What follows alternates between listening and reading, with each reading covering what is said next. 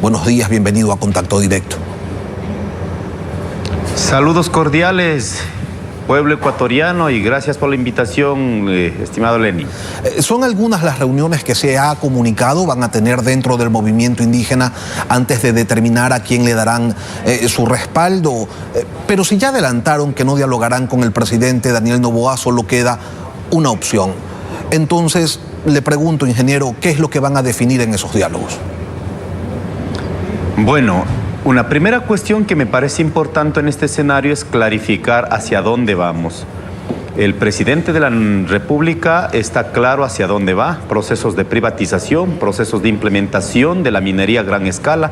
Año 2025 empieza con 6 proyectos que son tremendamente dolorosos para nuestros territorios, y en ese sentido la gente votó pensando cambios, pero los cambios no han existido. Lo que ha habido es una imposición, un autoritarismo, romper las reglas democráticas, como en el caso de Palo Quemado, romper en este caso la consulta previa, libre e informada, la consulta ambiental, imposición por las Fuerzas Armadas.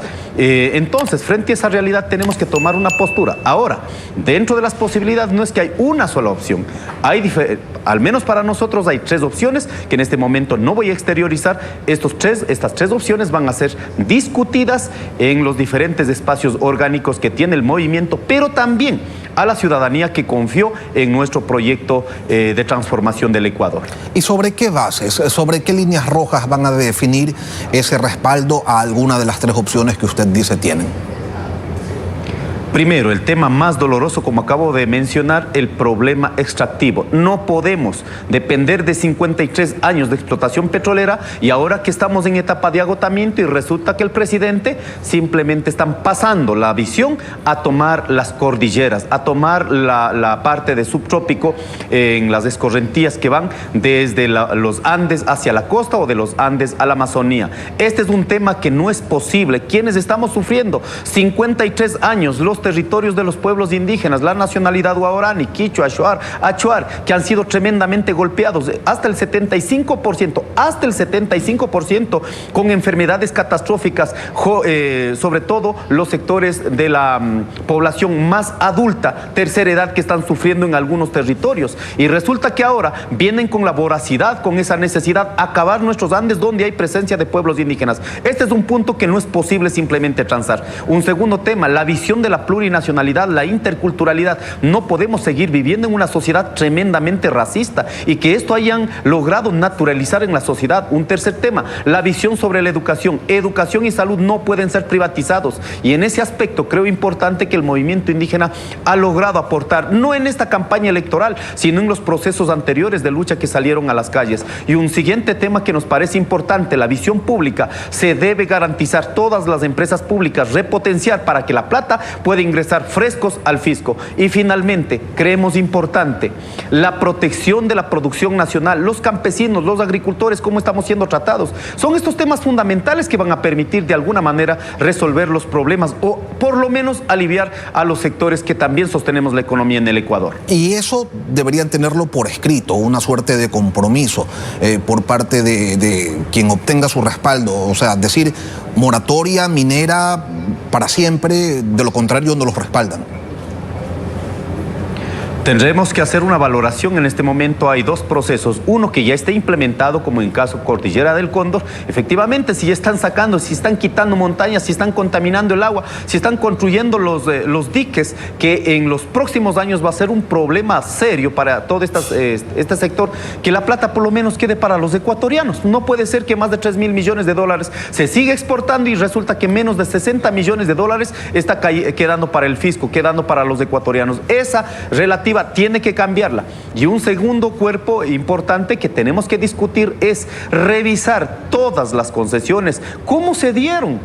Ahí miramos que hay actos de corrupción realmente. ¿Cómo es que el presidente de la República llega el 5 de marzo, va a Canadá, llega a un acuerdo y resulta que ahora ya tenemos la firma del TLC, cuando no ha habido ningún componente técnico, ningunos elementos que vengan recogidos desde la sociedad para decir si avanzamos o no avanzamos? No puede seguir siendo una política privatizada en este momento que estamos enfrentando. En consecuencia, lo que se va a plantear será de manera pública, de manera transparente, lógicamente bajo documentación y sobre ello tomar una postura que tendremos en los diferentes espacios orgánicos. ¿No tendrían ustedes problema alguno en dejar de lado, en olvidar quizás la persecución, la criminalización de la protesta social, los calificativos, las humillaciones que se alentaron desde el correísmo en su momento?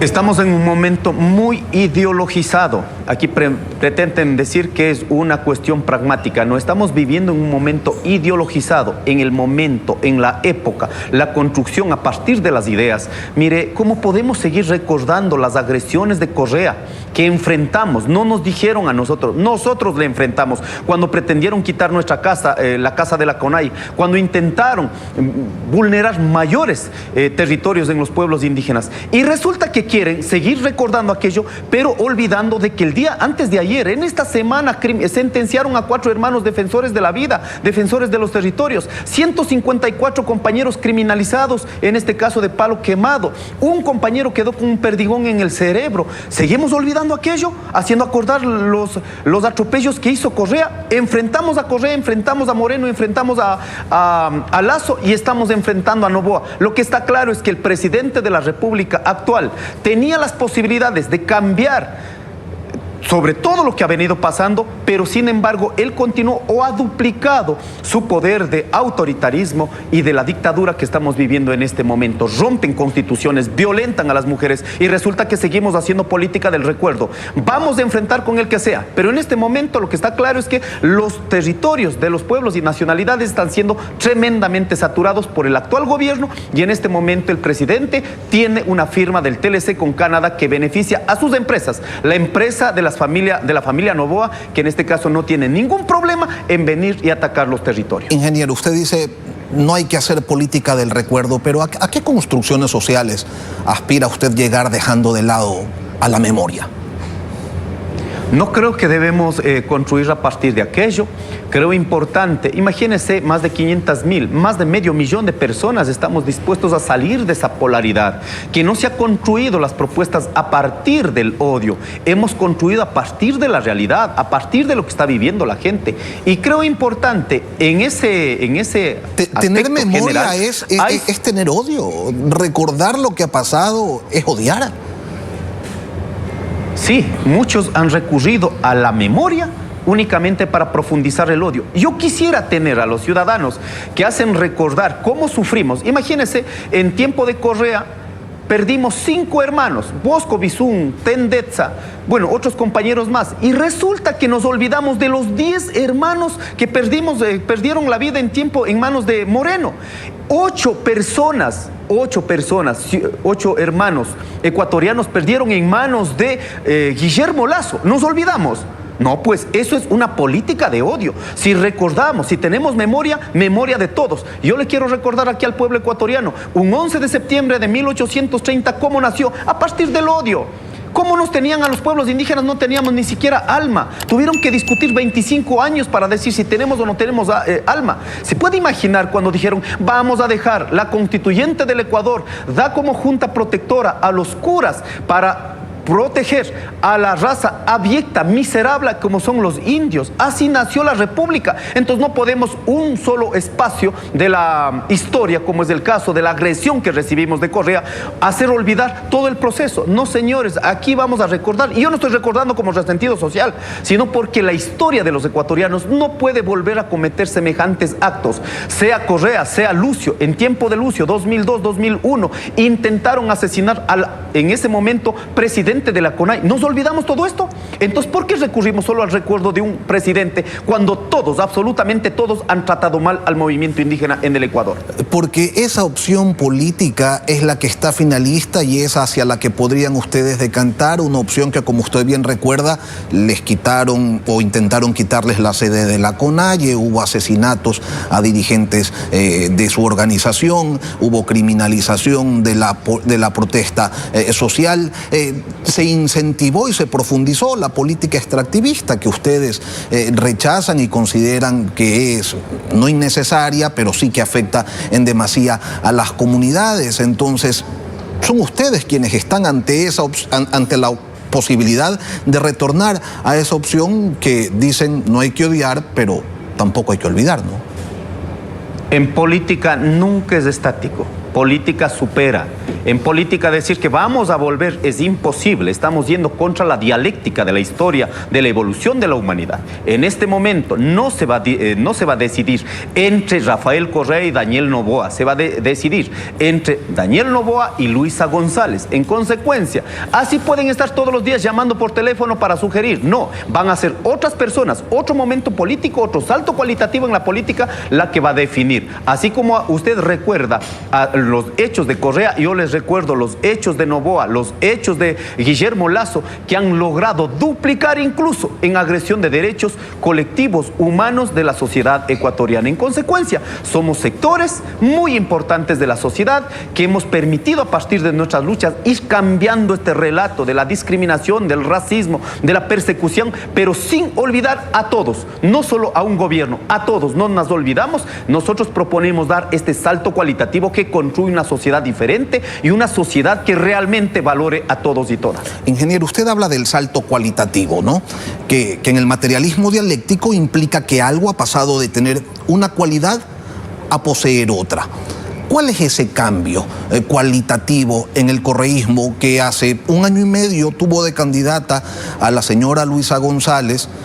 Hoy es ella nuevamente la candidata y ahora sí contemplan pues la posibilidad de apoyarla. ¿Qué cambió? ¿Qué cambió a la vuelta de año y medio? Bueno, no ha cambiado en absoluto. Que en este momento se pretenda objetivizar que ya el movimiento indígena ya ha tomado una postura por la posibilidad, candidata González. Dije, ingeniero, posibilidad, posible apoyo. Sí, en las posibilidades, pero no dejemos que las posibilidades aparezcan como un hecho. En ese sentido, los cambios, los saltos cualitativos, como nosotros decimos, no va a depender de un candidato o no va a depender de un proceso electoral. Los cambios cualitativos, ¿sabe qué significaría en el Ecuador? Significaría que la sociedad, el tiempo que sea necesario, asuma como un proceso de transformación la interculturalidad, la plurinacionalidad, el reconocimiento de las diferentes formas de economía, la privada, la pública, la comunitaria. No, la comunitaria en este momento está siendo avasallada en nuestros territorios. ¿Y cree usted que quienes ese durante es un salto 10 cualitativo años que nosotros estamos buscando? ¿Y cree usted que quienes durante 10 años no admitieron esa posibilidad, por más que ustedes se lo planteaban, por más que ustedes lo exponían de distintas maneras, en este momento les van a decir, ¿saben qué? Sí, vengan, vamos adelante con ese anhelo, con ese proyecto. Ahora sí queremos darles la oportunidad para que el país se desarrolle por esa línea que antes negamos.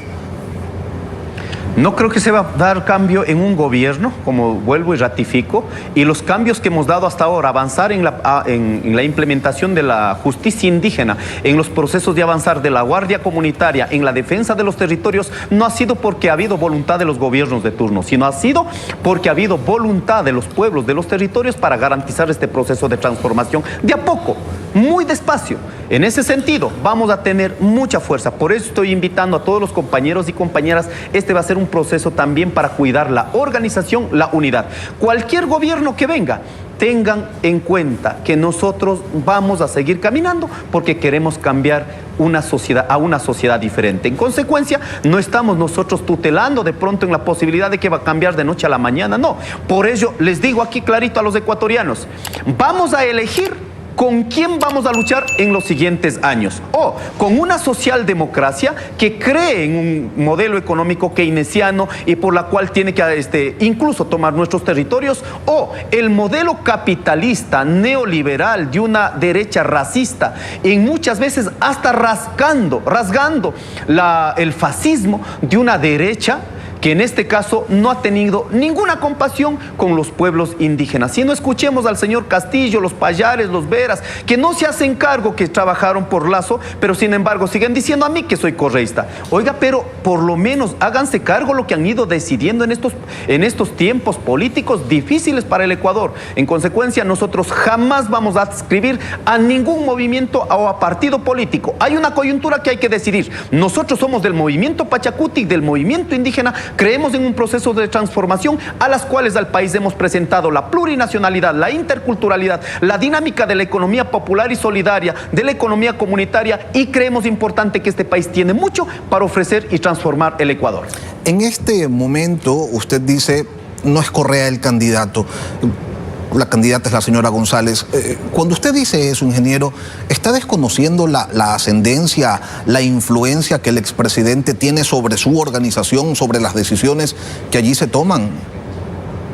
Para nosotros está claro, puede tener incidencia en su movimiento, en su partido, pero dentro de la política general, al menos en la relación con el movimiento indígena del Ecuador, no la aceptamos ningún criterio que ya fue probado con prepotencia, con autoritarismo. Por querer salir de aquello, fueron tras de Moreno, probamos con Lasso, probamos con Noboa, ellos han demostrado el doble de autoritarismo y el doble de una actitud incluso servilista a Norteamérica que no ha cambiado en el Ecuador. Es decir, en consecuencia, con Correa usted no discutimos con los conversa, sujetos políticos. con Correa usted no se sienta No hemos conversado. Con Correa usted no conversa, ni lo va a hacer. Permítame decir, no he conversado, no vamos a conversar.